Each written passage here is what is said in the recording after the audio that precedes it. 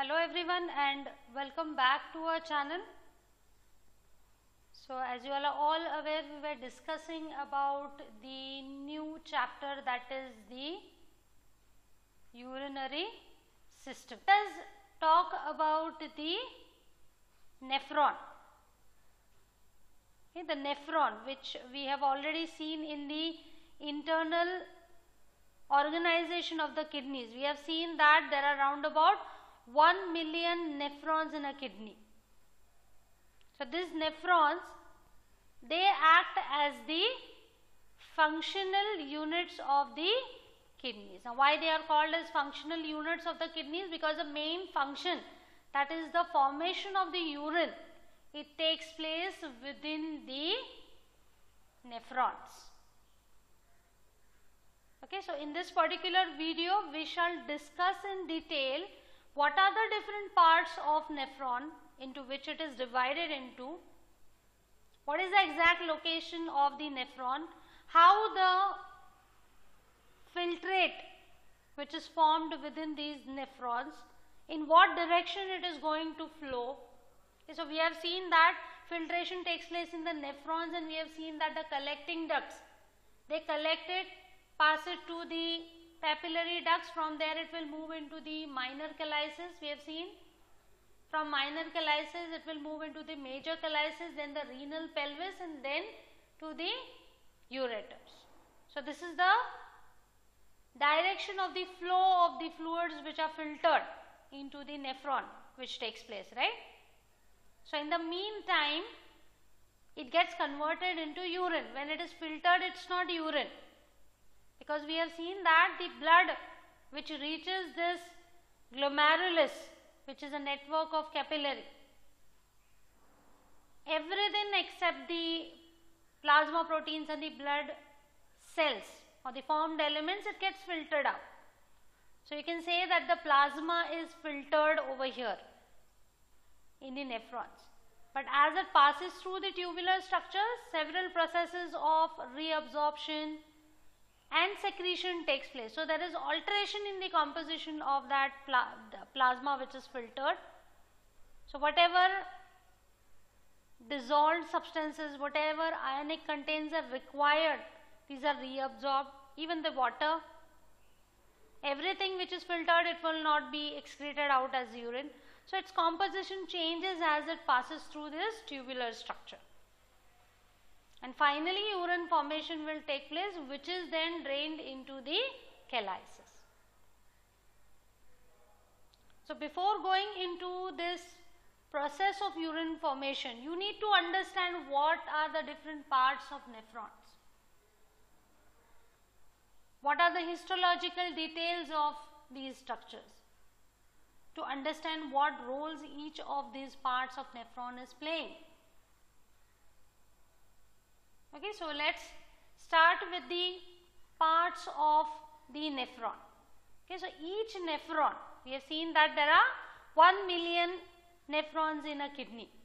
So each of this nephron, okay, which is focused over here in this particular diagram, it shows 1 nephron. So likewise there are million nephrons, right, in a kidney. So each nephron, when you take one nephron, it comprises of 2 main parts, that is a renal corpuscle. This is the one, that's the renal corpuscle, and the second part is the renal tubules. Okay, so as you can see, this tube like structure, that portion is known as the renal tubules. Okay, so basically nephron is divided into 2 parts, the renal corpuscles, where actually the filtration of the blood will take place. Meaning of this term, corpuscle is tiny body. So this is the place where exactly the filtration of the blood plasma is taking place. And the next part of the nephron into which this filtrate will enter, now it is called as filtrate. It is no longer known as plasma, it is known as filtrate now. So this filtrate will travel along these renal tubules. Tubules means it's a tube-like structure. Renal tubule, something which is present within the kidneys. So these are the tube-like structure through which this filtrate is passing, and as it passes along these renal tubules, several processes will take place and it will get ultimately converted into the urine. Okay, now let's talk about the renal corpuscle. Now this renal corpuscle, which is the first part of your nephron, this one. So it again can be divided into two components. So it comprises of two components.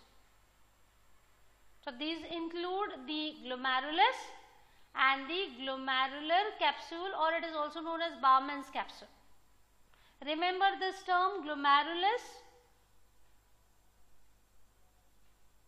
In the blood supply to the kidneys, we have seen that the efferent arterioles, they divide into a highly coiled network of capillaries. That is known as the glomerulus. Now why it is unique? We have seen that this kind of network of capillaries is unique because it reunites to form another type of arteriole, that is the efferent arteriole, right? So that's why this particular part is unique because it is present. It is a network of capillary which usually is present in between an arteriole and a venule. But this network of capillary, it is present in between the two arterioles, the efferent and the efferent arteriole. So it is unique, and since the filtration of the blood takes place, the process of urine formation starts over here, it also is a part of the urinary system. So it's a part of cardiovascular system, since it is a blood capillary, so also it is a part of your urinary system. So it's a unique type of capillary network, the glomerulus. So this glomerulus, it is present within a structure, a cup-like structure that is known as the glomerular capsule or the Bowman's capsule. This is the one. Can you see this C-shaped structure? This is actually a cross section which is shown to make it clear that it is a double layered structure. Okay, it's a double walled epithelial cup which is surrounding your glomerulus. Okay, so whatever blood it enters here by the efferent arterioles into these capillaries, because of the pressure of the blood, it will get filtered out. It will cross this endothelial layer, the layer of a Bowman's capsule, and it will enter into this space, and further it will pass into the tubules, into the renal tubules. Okay, now this renal tubule, so this is to do with the renal corpuscle, which is the first part of the nephron. So renal corpuscle, it is composed of two portions, the glomerulus, which is the blood capillaries, and the glomerular capsule or the Bowman's capsule, into which these capillaries are present. So from here the filtrate, it will be passed into the renal tubules. Okay, now these renal tubules, it comprises of three main parts. It's a continuous tube-like structure which originates over here, and it continues in the form of three different types of tubules. So as you can see, I have zoomed it for you. So this is your renal corpuscle composed of the glomerulus and the Bowman's capsule. So here the filtration will take place. Now here the filtrate will reach in this particular tubule. So as you can see, the flow of this filtrate is shown in the form of these arrows, right? Okay. So the first type of tubule, the first portion where it originates, that particular portion is known as proximal convoluted tubule. PCT is the accepted short form for this, proximal convoluted tubules. So this will continue into the next type of tubules, that is known as the loop of Henle. As you can see, this one, the loop of Henle. And the third part is the distal convoluted tubule, this one. So that's your distal convoluted tubules. DCT is the accepted short form for this particular part. Now as you can see, these two, proximal convoluted tubules and distal convoluted tubules. Now what is the meaning of this convoluted? As you can see, the appearance or the arrangement, it is it straight? No, it is not straight. It is placed in the form of highly coiled tubules, right? So convoluted meaning coiled, coiled in nature. And what do you mean by this term? Proximal. Proximal means something which lies nearby to the origin. And what do you mean by distal? Something which is far away from the origin. If you can take an example of your arm, your hand, your shoulder or your arm, it is located proximal towards your midline, right? What about your fingers? Where they are located? If you consider the origin of your hand, where is it located? Far away from the origin, right? So it is distal. The distal part is your finger. Okay, so where these tubules are originating now? These are tubules, right? All these are tubules. This is also a tubule, this is also a part of tubule. But it's the location which is different, right? Now why these are called as proximal? That's because they are lying nearby to the origin. But even these are also nearby to the origin, right? Isn't it? If you consider the location of both, they are nearby to their origin. But when you consider the tubular part, the flow of the filtrate, which one is nearby? Now where your filtrate will go? It is filtering over here. From here it will go into the PCTs. From here it will enter into the loop of Henle, and then it will come to the distal convoluted tubules, right? So as far as the flow of the fluid is considered, which one is farther, which is far away? The distal convoluted tubules are far away.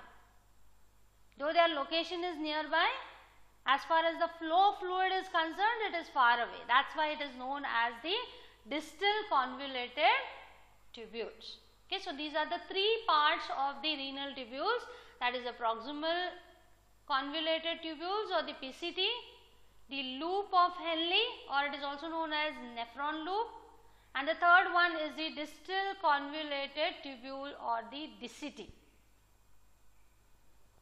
So this is how the flow of the filtrate will take place. Okay, now let us consider the location of all these three parts of the nephron. So what you can notice from here, where exactly the nephron is located. If you can see this, this is one of the section of the kidney, right? We have seen that the outer portion is known as the renal cortex, isn't it? The inner portion is known as the renal medulla. The renal medulla, it is arranged in the form of different cone shaped structure known as the renal pyramids. So the base is facing towards the cortex and the apex of these pyramids, that is known as the renal papilla, right? So this is how the nephron is placed. So as you can see that this region, that's your cortex, right? So this is the renal capsule. Remember the 3 layers. The deepest layer is the renal capsule.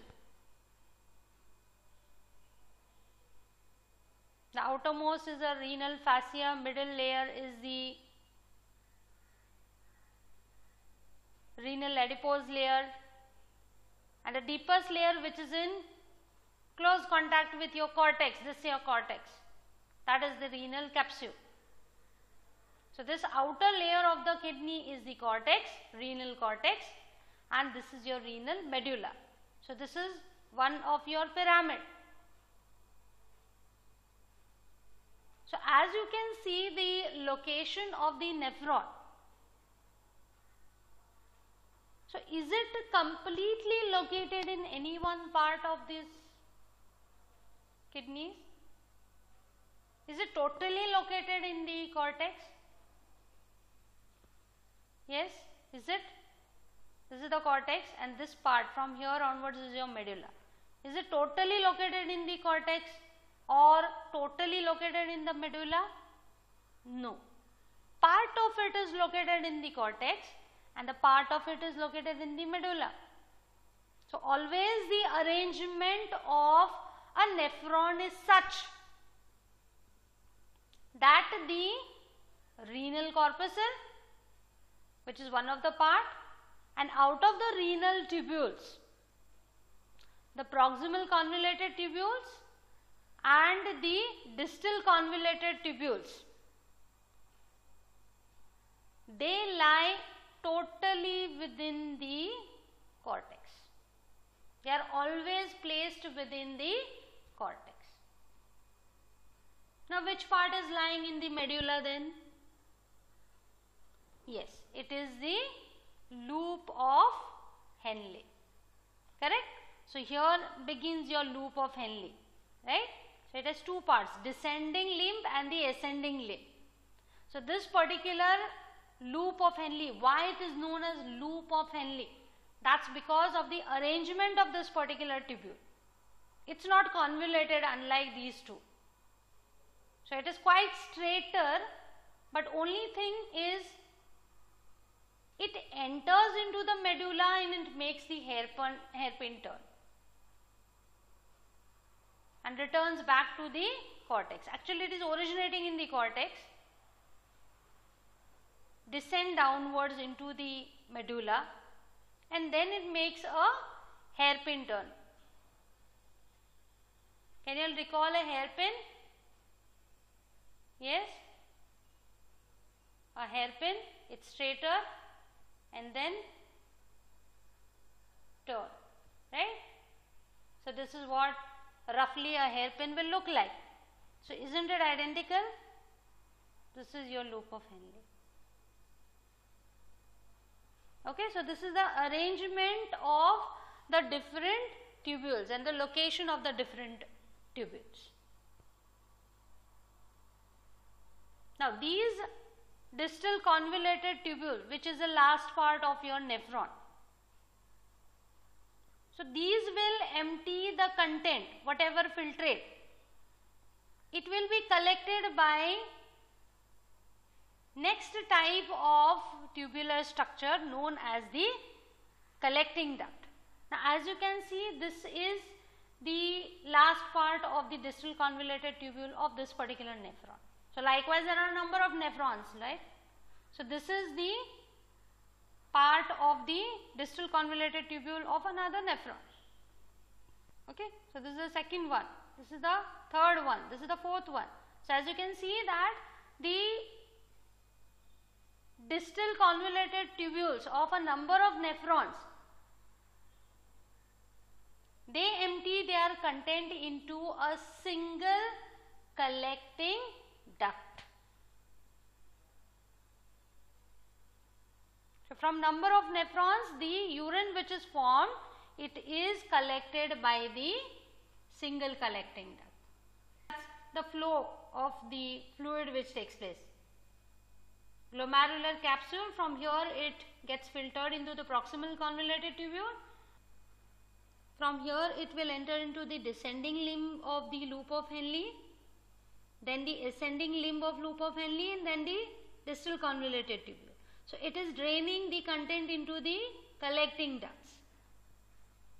Further, these collecting ducts, which are collecting the urine from a number of nephrons, they will drain into the next type of duct known as the papillary duct, right? So as you can see, this is the collecting duct from another region. Okay, so this is from another region. So it is collecting the urine and draining into the papillary duct. Now what is a papillary duct? The one which is present within the renal papilla. What is a renal papilla? That's the apex of the pyramid, right? Again, the several papillary ducts, they will drain their content into the minor calyx, right? So from here it is actually known as the urine, because here onwards the reabsorption process has stopped. So it has ultimately converted into the urine. So these collecting duct, actually which is originating into the cortex, it will travel along the cortex, enter into the medulla, where it combines with the other collecting ducts, form the papillary duct in the renal papilla, and then drain it into the minor calyx. From here, the several minor calyces, they will join together and they will form the, or they will drain their content into the major calyces, and from there it will move into the renal pelvis. So this is how the flow of the fluid will take place. So as we have seen that there are 1 million neurons, right, in each kidney. But what about the number of the collecting ducts? Will it be 1 million? No, because it is collecting the urine from a number of nephrons. So still smaller number of collecting ducts will be present. Still smaller number of the papillary ducts will be present, right? Because they are ultimately collecting the urine which is formed by several nephrons.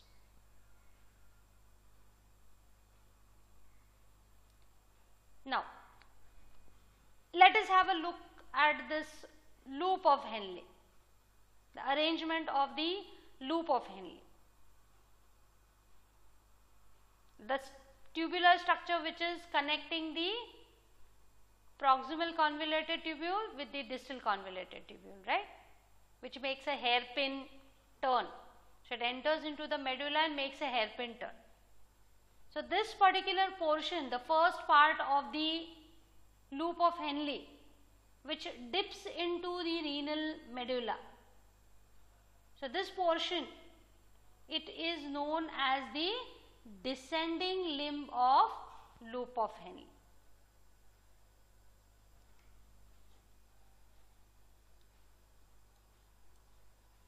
Okay, so as it descends downwards, it is known as the descending limb of loop of Henle.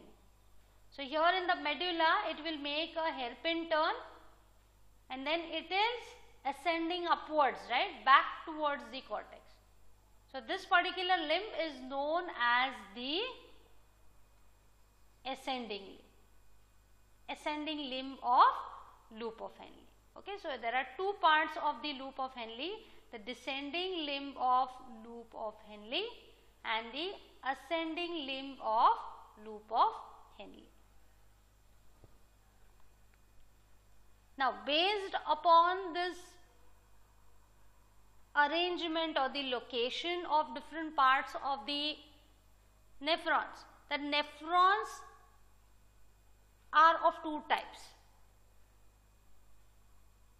The first type of nephrons are the cortical nephrons. Around about 80 to 85% of the nephrons, these are cortical nephrons. Now, what do you mean by cortical nephrons?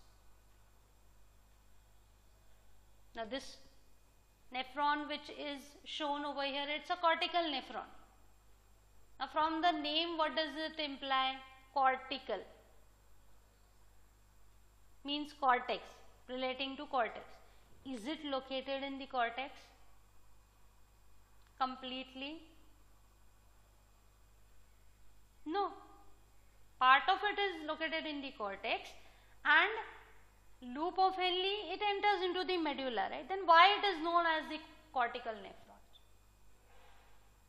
The reason why this is known as the cortical nephron is that the corpuscle, the renal corpuscle and both the convoluted tubules,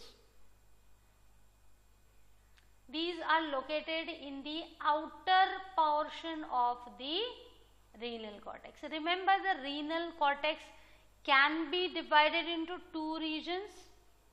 If you all can recall, the outer region of the renal cortex, it is known as the cortical region. This one, this portion. Whereas the part of the renal cortex which is located near the renal medulla, that is known as the juxtamedullary region. Okay. So, the 80 to 85% of the nephrons are located in such a way that their renal corpuscles lie in this cortical region, that is the outer region.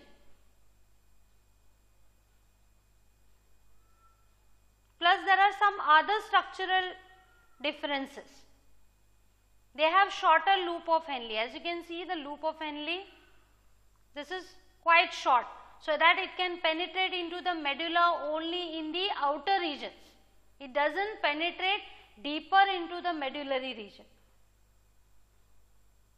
Plus the blood supply to these loop of Henle, it is provided by the peritubular capillaries. Remember, the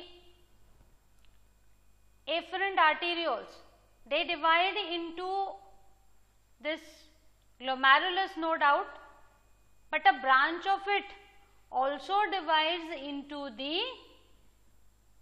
peritubular capillaries, right? Peritubular, something which is around the tubules. So, peritubular capillaries are the ones which are supplying the tubules in the cortical region, right? So, as you can see that most of the loop of Henle lies in the cortical region. So, the blood supply to this short loop of Henle is provided by these peritubular capillaries.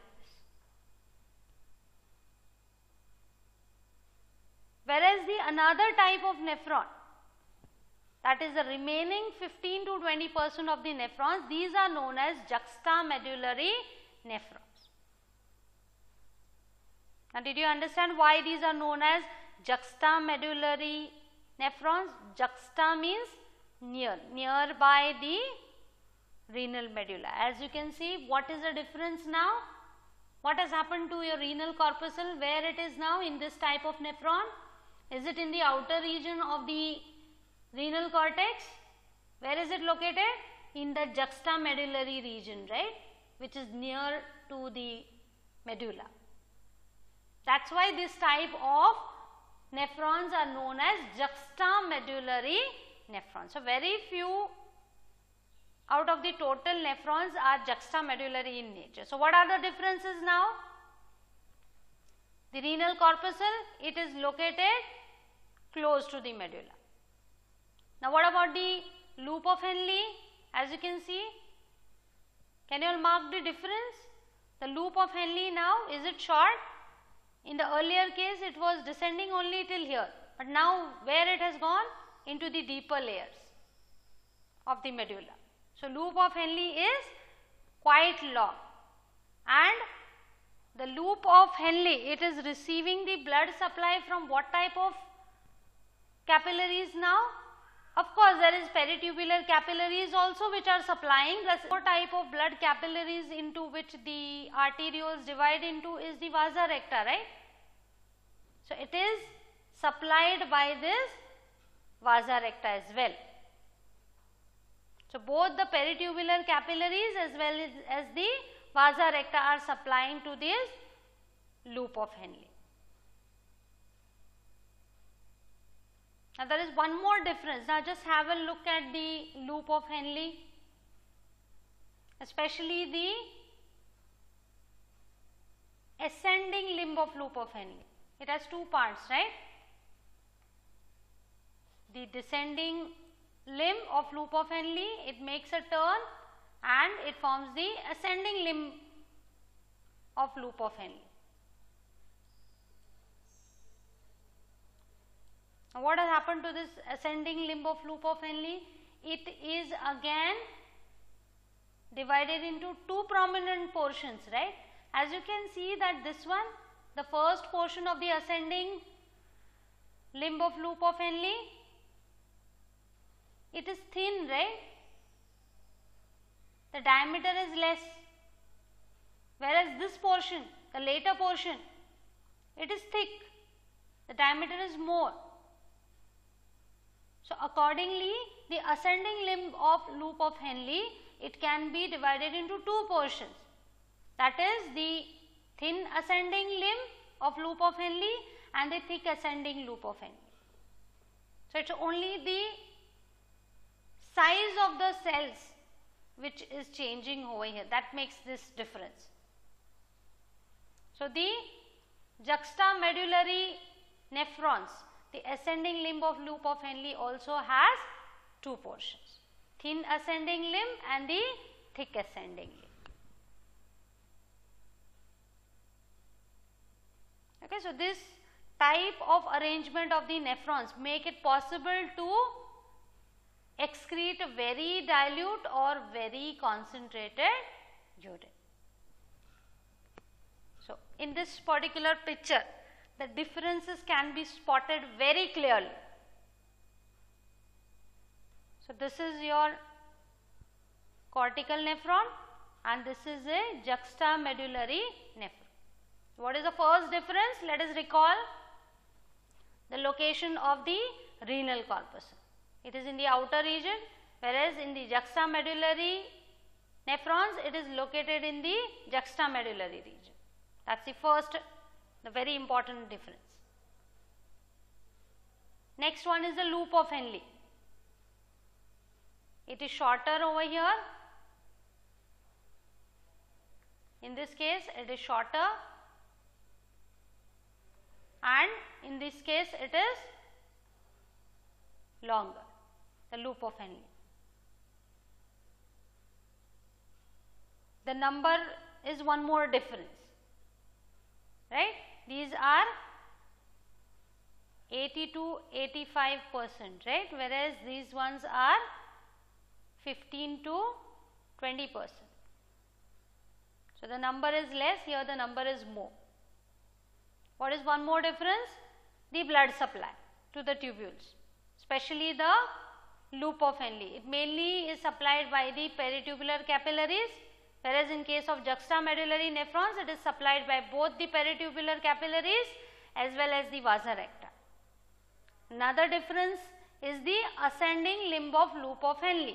So as you can see over here, there is no such demarcation, right? It is of same thickness, ascending limb of loop of Henle. But here it is, the first portion is thin, whereas the second portion is thick. So it has two parts, thin ascending limb of loop of Henle and thick ascending limb of loop of Henle. So these are the basic differences between the two types of nephrons, that is the cortical nephron and the juxtamedullary nephron. So this is to do with the parts of the nephrons. Now coming to the histology of the nephron and the collecting duct. So let us see what exactly are these different parts of nephron composed of. So throughout the nephron and the collecting ducts, it is made up of a single layer of the epithelial cells. So the entire wall of the nephron and the collecting ducts, it comprises of only a single layer. Just like in your blood vessels, especially the capillaries, They are made up of only the endothelial cells, right, and a basement membrane. So here the nephrons, the wall of the nephrons, it is made up of only one layer of the epithelial cells. So it will be simple epithelial cells, but the types of cells may vary depending upon the region to adapt to the type of functions which that particular area is carrying out. Okay, so let us talk about the glomerular capsule first. Okay, so this is your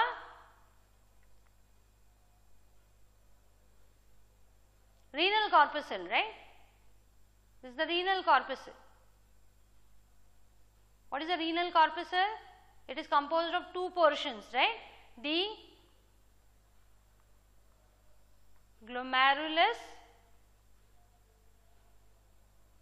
that is a network of capillary, right? This one. This is your efferent arterioles wherein the blood is entering into the renal corpuscle. So it is given away into the network of capillaries. As you can see that there is a network of capillary over here, and then it reunites and exits this renal corpuscle in the form of efferent arteriole. So efferent arteriole and the efferent arteriole, and this is your glomerulus.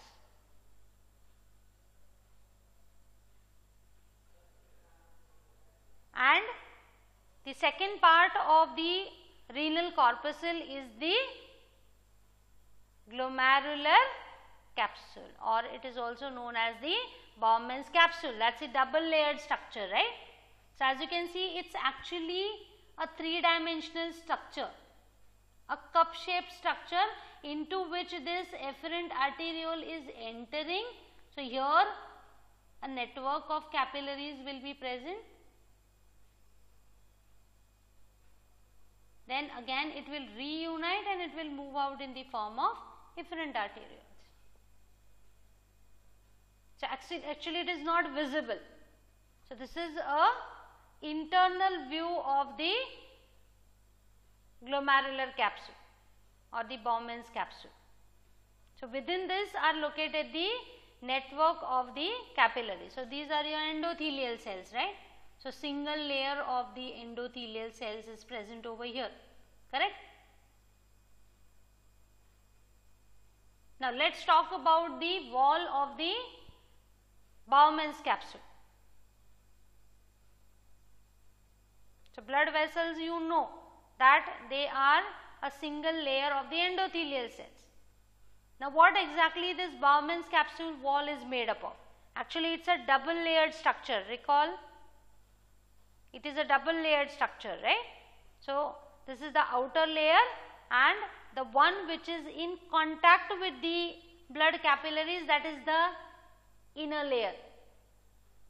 So the outer layer, it is known as the parietal layer of the glomerular capsule,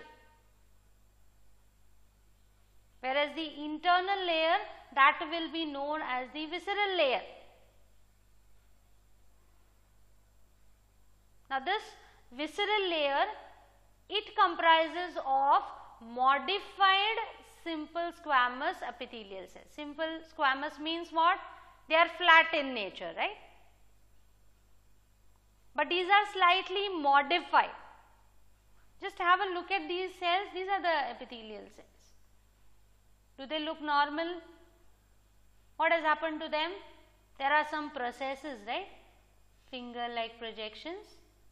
So these modified simple squamous epithelial cells, these are known as podocytes. Podo means foot and cytes means cell. Now why they are known as podocytes? That is because they have many foot like projections. These are known as pedicels. So as you can see that there are many foot like projections, right, over here, over here. So it appears as if they have fingers. So that is why these are known as podocytes, which have projections known as the pedicels. These are the ones. Okay, so this single layer of these podocytes that wrap around the endothelium of the blood capillary. As you can see that this is your endothelial cell, right, of your blood capillary, onto which lies these podocytes, which form the visceral layer of the Bowman's capsule. And the parietal layer of the Bowman's capsule, it is composed of the simple squamous epithelium. This is also simple squamous epithelium, but it is modified. It has projections called as pedicels. That is why these are known as podocytes. Whereas the parietal layer, it is made up of simple squamous. As you can see, these are flattened cells, right? But it is a single layer. That is why it is known as simple squamous epithelium. So, it forms the outer wall of the capsule. Now, in between these two layers of your Bowman's capsule, there is a space, right? So, this space, it is known as the capsular space or the Bowman's space. In between the visceral and the parietal layers of the Bowman's capsule lies a space into which actually the filtration of the blood will take place. So, blood will enter over here into these blood capillaries, and through these walls it will get filtered out. So, accepting the cells and the plasma proteins, everything will get filtered out over here due to the pressures. So, it will enter into the capsular space.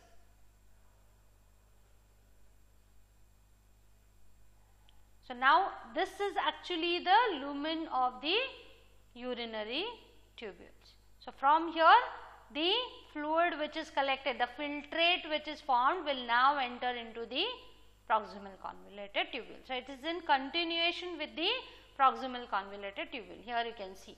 So, it is a cup-like structure into which the capillaries are entering. It is getting filtered within these two layers of these capsule, and from here it will move into the proximal convoluted tubules. So, how you can imagine this particular structure? It is more clearer if you carry out this exercise. So, as an activity you can perform this at your level and you will understand it better. So, what you can do is take a balloon, inflate it. Okay, now while inflating it, do not inflate it completely. Do not fill it completely with the air. Inflate it half. So, what will happen now? The elasticity of your balloon, it is still maintained, right? So, what you can do is tie that balloon, tie the open end, hold it with your left hand and try to push your fist of right hand into that balloon. So, imagine that this is the balloon, okay, which you have not inflated completely. So, this is the open end, tie it over here and push your fist of another hand through this balloon. Push it inside. Do not inflate it too much. If you inflate it, the balloon will burst. So, now this kind of arrangement, now what will happen as you push your fist inside, your balloon will be thrown into two layers, right? The outer layer, that will be it will simulate with the parietal layer of your Bowman's capsule, right? And the layer which is in contact with your fist of your hand, that will be your visceral layer. And what will be your fist? Your fist will be simulated with the blood capillaries, right? Okay, so you can try it out, it will become very easy for you to understand. So the layers, the two layers which are formed, the space in between them, that will be the capsular space. So this is how actually the renal corpuscle is arranged. Then coming to the histology of the renal tubules and the collecting duct. So from here the filtrate, it will be passed into the renal tubule. So what is the first part? It's the proximal convoluted tubules, right, PCTs. So here the types of cells are simple cuboidal epithelial cells, as you can see over here. These are cuboidal cells, right. So that's the apical surface that is lying within the lumen. When this is the lumen, okay, so it will be a single layer of cuboidal cells. So this is your apical surface which will have the microvilli. What are these microvilli? Yes, if you can recall the gastrointestinal tract, in the small intestine also there are microvilli. So these have a hazy appearance, so these are known as brush border, right. So similar type of arrangement is also found in the apical surface, the one which is lying towards your lumen. That towards the apical surface again the microvilli are present. So what is the function of this microvilli? They will increase the surface area, right, for the reabsorption and the secretion processes which take place in the tubules. The next part is the descending limb of the loop of Henle and the thin ascending limb of loop of Henle in case of juxtamedullary nephrons. So in this particular areas, the type of cell which is present is the simple squamous epithelium. As you can see, flattened cells are there. And the thick ascending limb of loop of Henle, it has the type of cells simple cuboidal to low columnar epithelium. So as you can see over here, they are either simple cuboidal to low columnar. Okay, so they are slightly elongated, okay, but they are shorter.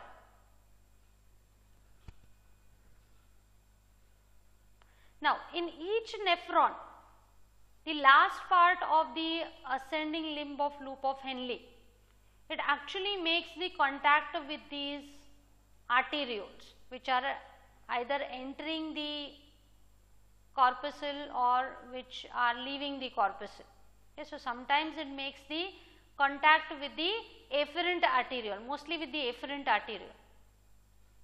So this is your last part of the loop of Henle which is in contact with the blood vessel which is entering the corpuscle.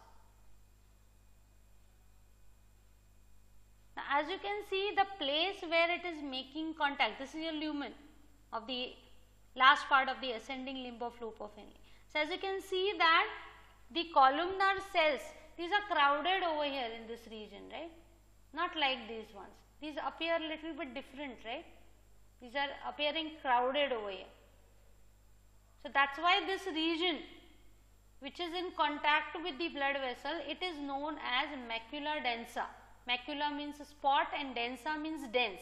As you can see that these are quite closely located, crowded together, the columnar cells. That's why this region is known as macula densa. Now this macula densa along with the juxtaglomerular cells. Now what are juxtaglomerular cells? These are the modified smooth muscle fibers which are present in the wall of the arterioles. Arterioles also contain smooth muscles, right. So these smooth muscles are slightly modified. These are known as juxtaglomerular cells. So together this macula densa and the juxtaglomerular cells, they comprise of something called as juxtaglomerular apparatus. JGA is the accepted short form. So this particular arrangement of the smooth muscles and the epithelial cells, it helps in regulating the blood pressure over here in the arterioles. So ultimately it is regulating the blood pressure within the kidneys. because it is this particular arrangement, it is sensing the pressure of the blood which is flowing through. So, it will help in regulating the blood pressure within the kidneys, the juxtaglomerular apparatus, which comprises of macula densa and the modified smooth muscles present in the blood vessels, that is the juxtaglomerular cells. Then the next tubule, that is the distal convoluted tubule or DCT, which begins just past to the macula densa. So, this part along with the collecting ducts, it comprises of two types of cells. Okay. Now, most of this DCT, it is comprised of the simple cuboidal epithelial cells, but the last part along with the collecting ducts, it comprises of two different types of cells. The first one is the principal cells. A number of cells are present known as the principal cells, these are the ones. So, these specialized type of cells, these have receptors for ADH, that is antidiuretic hormone, and the aldosterone. So, these are the two hormones whose functions is regulated through these receptors which are present on the principal cells. We will come to know what is the role of these hormones over here. And the second type of cells which is smaller in number is the intercalated cells. These are the ones. So, these actually play a role in homeostasis of the blood pH, maintenance in the blood pH. Remember, the kidneys also help in maintenance of the blood pH. So, that is regulated by these intercalated cells. So, from here, from the collecting ducts, the urine is drained into the papillary ducts. So, here it is made up of simple columnar epithelial cells. So, as you can see, the types of cells, it is different. In PCT, simple cuboidal epithelial cells, but with the presence of microvilli. The descending limb of loop of Henle and the thin ascending limb, it comprises of simple squamous epithelial cells. The thick ascending limb of loop of Henle, simple cuboidal to low columnar cells. Most of the DCT, simple cuboidal epithelial cells, and the last part of DCT and CD, it is made up of two types of cells, principal cells and the intercalated cells. So, there is lot of variation in the histology of the different parts of the nephrons. Okay, so, this is to do with the histology of the nephron. Now, a small discussion about the number of nephrons and how it is tackled if the kidneys fail. Actually, the number of nephrons, we have seen that the number is much more, right, 1 million. So, that is not a small number, right. But this number of nephrons, it remains constant from birth. When you are born with 1 million nephrons. So, as the kidney size increases, it is mainly due to the growth of individual nephrons. The number of nephrons do not change with the age. It is only the size of the nephrons which is increasing. So, slowly your kidneys, nephrons will gain their normal function. Supposing if these nephrons are injured or diseased, what will happen? They lose their function permanently. New nephrons are not regenerated by the kidneys. It is not possible.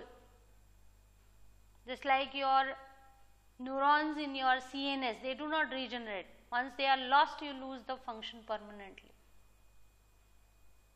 So, similarly, nephrons also, if they are lost, their function cannot be regenerated or they cannot be regenerated.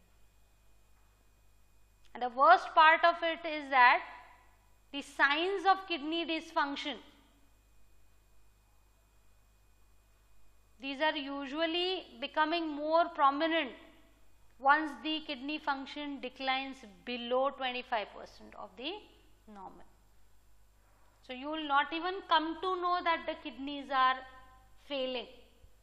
The remaining functional nephrons will adapt to this loss of function of the certain nephrons. So, they can handle more than normal load. They will start filtering more fluid if certain number of nephrons are damaged. Say for example, if one of the kidneys is removed, if it fails, one kidney fails, will the person die or will dialysis be required? No, still the person may remain alive. What will happen? The remaining kidney, you have two kidneys, right? So, if one kidney is lost, the second one will take up the function. It will result in hypertrophy, that is the enlargement of the kidney. The size of nephrons will increase, not the number. So, it will increase in the size and it will try to adjust the load. So, it will take care of the 80% of the filtration rate. One kidney will handle the load. But in case if both the kidneys fail, then the situation is critical. Either you have to search for a donor of the kidney. You all must have heard that only the close relatives can donate the organs, okay, because your immune system will identify the self and foreign, correct? So, if it rejects the organ, if you transplant a kidney and if it rejects, it will start creating the antibodies and it will destroy the cells because it is foreign. So, as far as possible, a donor of the kidney should be your close relative. So, one of the kidney can be donated, and if you do not find a donor, the last option is the dialysis to remove the toxic substances. Okay. So, this is to do with the nephrons, the functional units of the kidney. So, we have seen the different parts of nephron, that is the renal corpuscle and the renal tubules. Renal corpuscle is composed of the glomerulus and the Bowman's capsule, and the renal tubules are divided into three types: proximal convoluted tubules, the loop of Henle and the distal convoluted tubules. Also, we have covered the histology parts. We have seen the different types of cells which are present in different parts of the nephron, and it is a single layer of a type of different types of the epithelial cells. Okay. So, this is a reference. Thank you for watching.